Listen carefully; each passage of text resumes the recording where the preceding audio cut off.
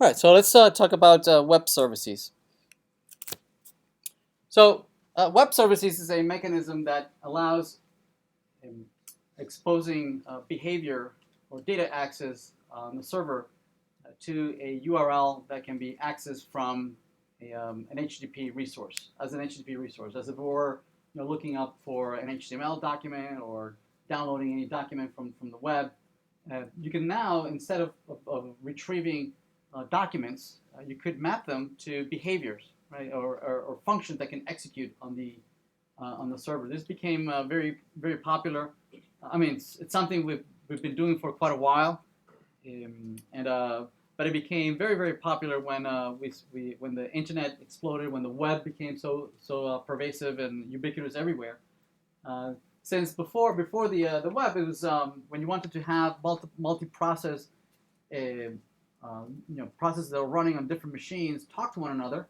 Obviously they need a network to talk to one another, and there was always a lot of security concerns about you have to go through the administrator, that they would open up a particular hole for you to tunnel through and connect the processes communicating with one another. With the advent of the web, it became so much more easier, right? Servers were dime a dozen. There were tons of servers out there, free servers. It was very easy to set up an HTTP server, and also folks, administrators didn't care very much about the security of port 80, where HTTP servers execute. Right? That's where they listen on, right? And since because most of the content that was going back and forth between in this network was just ASCII code. It wasn't executable. So nobody was downloading something that was going to execute somewhere else, right? So it was pretty much left alone and pretty much unguarded as just an ASCII channel between these two, between a browser, right, and some document. It was just retrieving some document.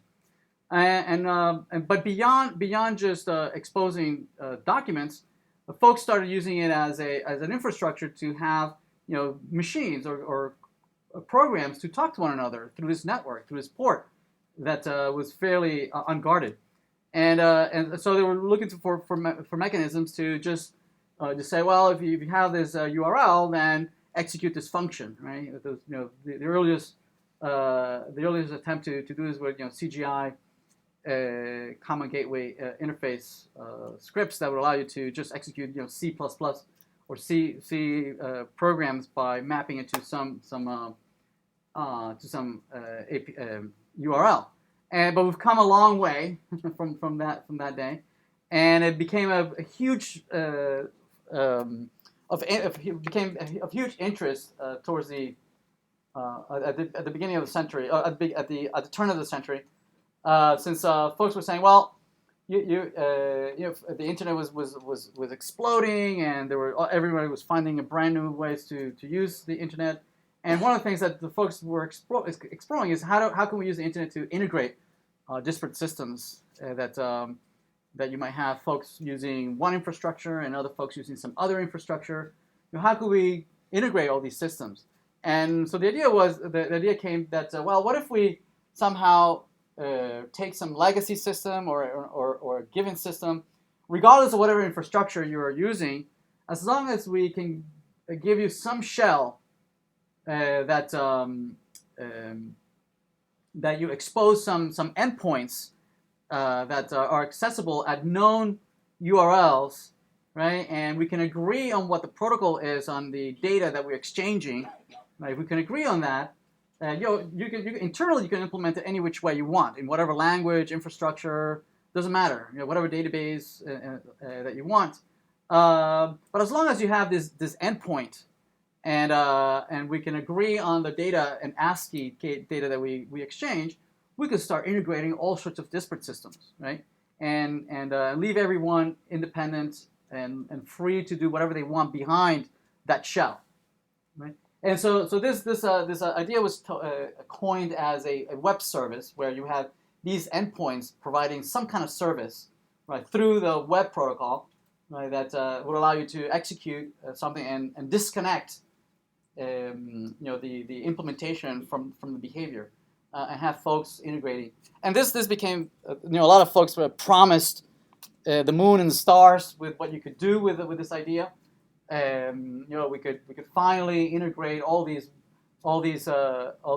disparate systems with the government, with financial institutions, with industry, everybody playing nice and everybody talking XML. Right, this was the original intent, and a lot of standards came about, and WSDL, web service definition language, and there was a big battle between the many different camps on how this should go about. Some of them were focused more on the execution, and more of them were focused on the transfer of the data. Right, some of them were, let's focus on the methods and how to represent that. A lot of them focus more on the data transfer of the objects that went back and forth. Some of them were on the document side, and some of them were on the execution side. It turned out that it was much harder than we thought it was to integrate these disparate systems.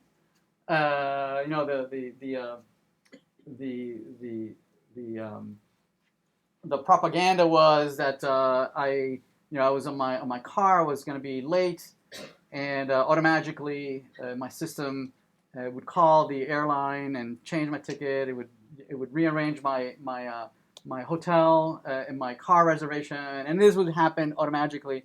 Every system integrated, talking to one another, and we failed miserably.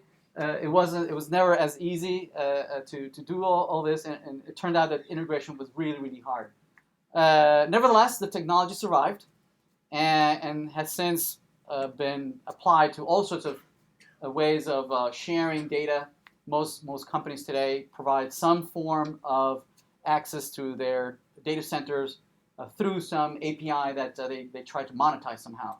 They have all these huge internal data sets that they use internally for their own purposes, and it says, well, how can we monetize this and allow other folks to integrate and create other applications? These folks could create many more applications that they themselves could possibly think of.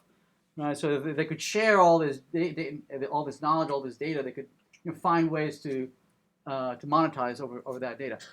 And so we have all bookstores and airlines and any stores and most of them provide some means of integrating with them through some API, right? So we'll create our own APIs, right, and learn how to create our own APIs. How do they do it? Well, we'll do it, and then we'll also play around with integrating with other folks' APIs, right? So we'll learn how to make our own.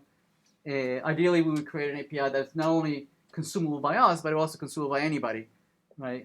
We'll first look at creating APIs that are consumed by our own application, right? We'll have a React application, web application, consume a RESTful application that is implemented using Java, right? But it could have been implemented using C#, or it could have been implemented using Node.js, as we will do later on.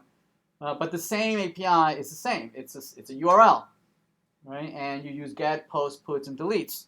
No matter how it's implemented behind the scenes, right? That's the point of web services, of hiding, allowing you to hide the actual implementation.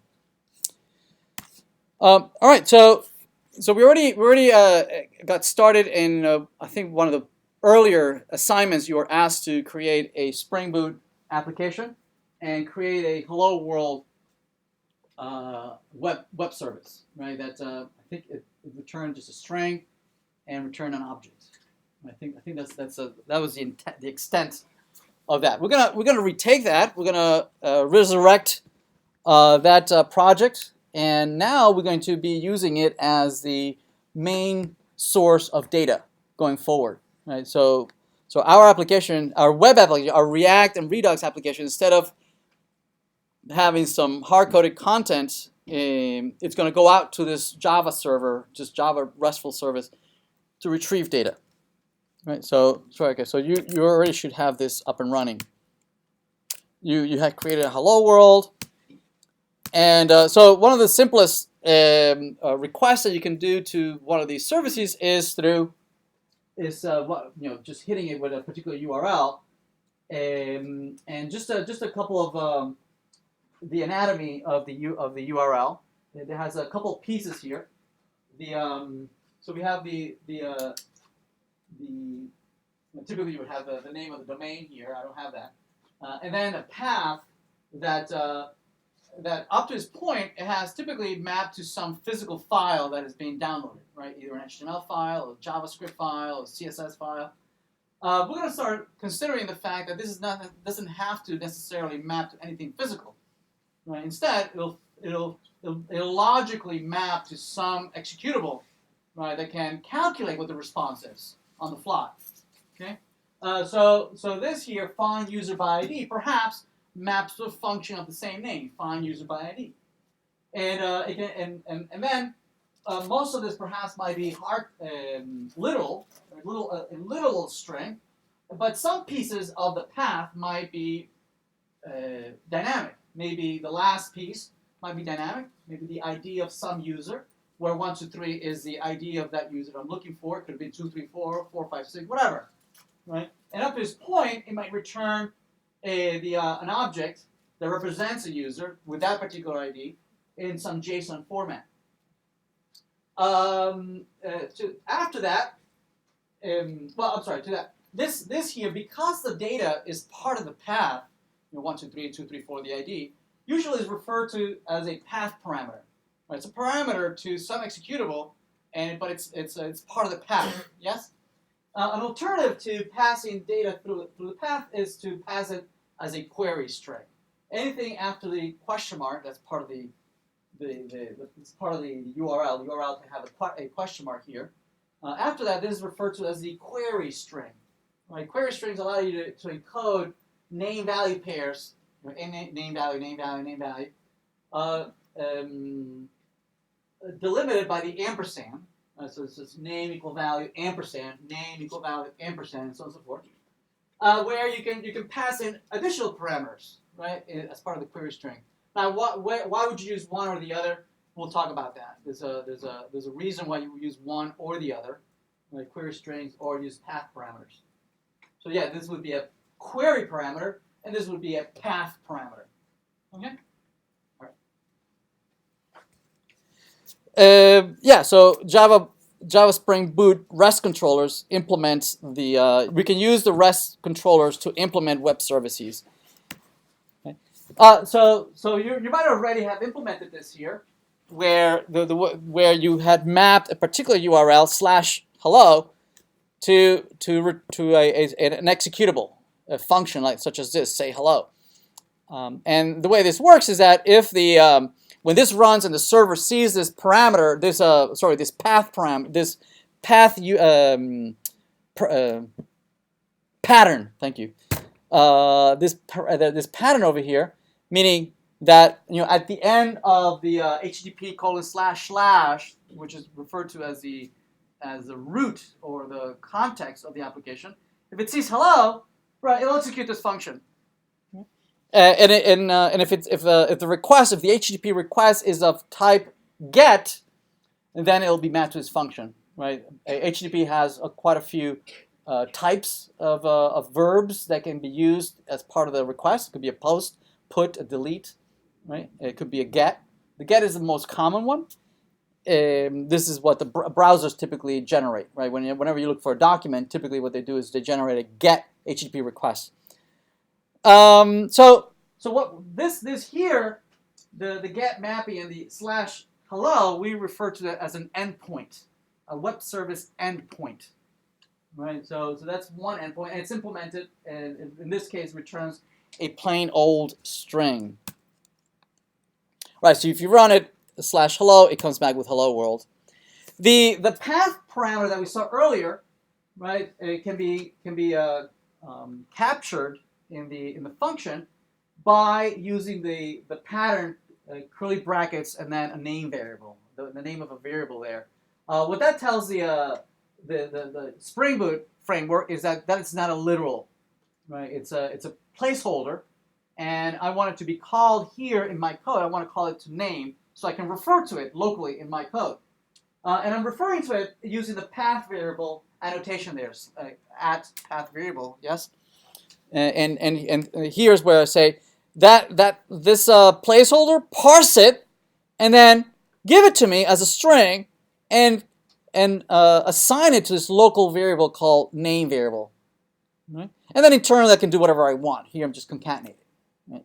But you can imagine that this could be the ID of some user, or the ID of some course, right? Which I can then internally use to query the database and retrieve that record. Yes, and then return, instead of a string, return a JSON representation of that record. Right? And that's where we're going. Right? That we're going to be using RESTful services to expose a data model implemented with a database. Right? We don't have a database just yet. We'll expose a Java data model for now, and then next week we'll map that Java data model to a relational database. So here in this case is hello/Alice returns hello Alice. In addition to a path variable, we can also receive the query string, right? Everything after the question mark, right? But notice that in the get mapping, notice that there's no question mark there. And you would expect there that we would, just like we are parsing the name out of the placeholder, right? You would expect that, well, I want to parse a query string. It has to have a name, right, and a variable. Well, no, right? Everything after the question mark is not parsable through the get mapping. Instead, it's retrievable. Everything in the query string, everything after the question mark, right? Everything after the question mark, this minsalary, right? The way is captured after the question mark is retrieved using the request parameter. There it is. This request parameter. See, request param, right? And the name is message, meaning that hello, and then Alice, there should be a question mark.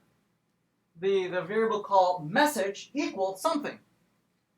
Right? Here I'm saying retrieve the query string called message, pass it to me as a string, and then internally I'm just going to play around with it. I'm just going to concatenate it. Right? So the query would be something like this, right? Where you have hello Alice query, message equals life is good. No question mark yet. Right? And then this returns just concatenated as part of the string. Make sense? Trivial? Excellent. A couple other things. Up to this point, we have been returning just plain old strings. Our return type is just plain old string. So the way it goes back to the server is just as a string. There's no, it doesn't interpret anything other than just a collection of characters. Right? There's no MIME type. There's no meta information about what the content is. Right? It's just literally the strings.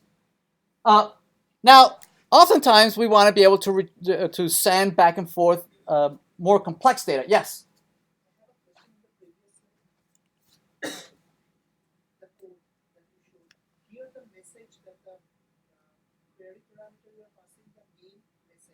Yeah. Yeah, the word message here has to match the request param message, not the variable. The variable internally can be called whatever you want, and I on purpose named it something else, so that that it doesn't have to match. But the message and name, right, have to match to whatever they refer to. Yep. Right. So oftentimes we want to pass around something more structured and more interesting than just a plain string. Right? Oftentimes we want to press an entire object, right? An arbitrarily complex object. Objects containing arrays of objects, right? Indefinitely complex. So here's a really trivial object that is a message object that contains two fields: the text field and a created at field. Right? Both of them have default values plus setters and getters. Now the setters and getters have to follow a naming convention. It's called the Java Beans naming convention. Right? You need a setter and a getter, and the value, the string after the set and the string after the get, right? That's what declares what the actual names of the field of the object are interpreted. Internally, these local variables, tags, and created at, It's internally they could be whatever they want. They're private. Nobody can see them. Okay, they only mean something to the class internally, but publicly to the rest of the world, right? The names of the fields of this object are determined by the setters and getters. Right? It's a convention. It's a Java convention, right? Java has beans, and an instance of an object has that naming convention. So if you have here set text, then the field would be called text. Right? But if it's set message, then the field would be called message, not text. Right? It's whatever's available through the public interface and not anything that's private. Anyway, that's a naming convention which we'll be using quite a lot throughout the course. All right, so internally, if from the same, we can just like we had a get, say hello to name endpoint, we can create another endpoint. Here's yet another endpoint, get mapping / message, right? And what is it returning? A new instance of message, right? And message has a text and a date, right? And what's gonna be returned, the default today, right? The default is to convert that message instance into a JSON representation of the same with the same schema, right? So if the fields were called text and date or whatever, right, then the fields in the JSON would have the same names, right, with the same casing and everything, right, the same data types and everything. It used to be that the default was XML, just a few years back. Today the default now is JSON. You can configure it to receive either one, right? But since web applications has become pervasive, now the default is JSON. You have to explicitly ask for XML if you want it in XML format. So if you retrieve the message, right, you get back this JSON representation. Yes. Are there any performance implications on using XML instead of JSON? No, nothing, not at all. There might be implications on who's going to parse this on the other side, since XML is slightly harder to parse than JSON. But in addition to returning this correctly, actually text and created and also would have quotes in between them because that's the correct JSON format. In addition to returning this particular string, it also sends back a MIME type of saying this is not just a string. I mean, obviously the data is a string, but you should interpret it as a JSON object, right? So that the browser can see, oh, this is an XML, a JSON, a string that should be interpreted as a JSON object, as opposed to interpreting it as HTML. Right? If this were HTML going back, the MIME type would be different, and the browser would say, oh, I'll interpret this as a page, and I'll render it, as opposed to rendering as a JSON object. Okay, so that's the default, right? We can all do this just with a plain old browser. Now, get has some limitations, so let's talk about that.